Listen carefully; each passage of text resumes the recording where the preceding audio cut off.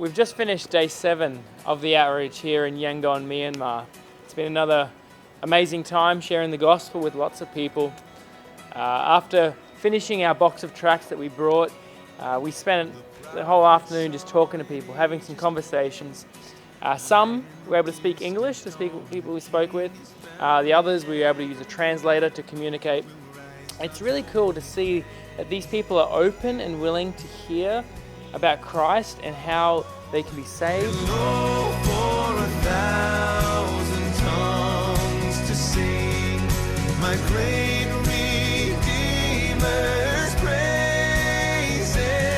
Yesterday, Matthew gave me the opportunity of learning how to use the flip charts, and I was able to use that to talk to several groups of young people.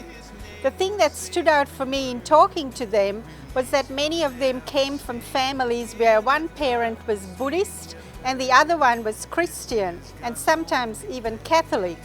This left these young people quite confused about what was right and what was not quite the right way. I talked to one couple in particular, and they were very, very keen as I went through the charts to learn stuff that they had never heard of before. I was able to explain to them the gospel, and at the end I put questions to them to find out if they really had understood what I said. And they were indeed delighted to find that they had heard the whole truth of what Christianity is about.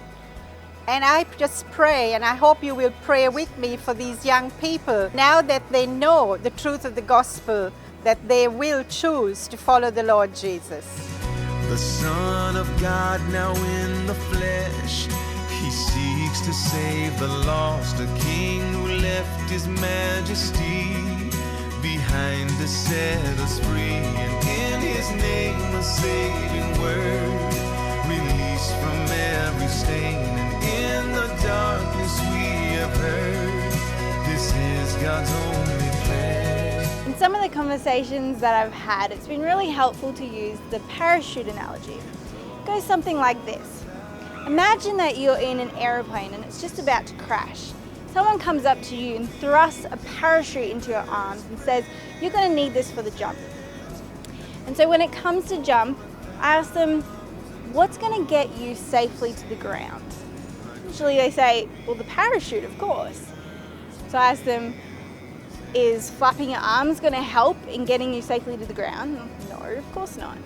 Is singing going to help you get you safely to the ground? Of course not. The only thing that's going to get you safely to the ground is the parachute. So that's like Jesus. What Jesus has done in dying on the cross, paying for our sin, is the only thing that we have to rely on in order to get to heaven. So it's not trying to do good works and trusting in Jesus. The good works are like flapping your arms or singing. It does nothing to help you get safely to the ground. The only thing that's going to take away our punishment is Jesus and His death on the cross. And it helps people understand what they should be relying on to get them to heaven. That's Jesus alone, not their good works.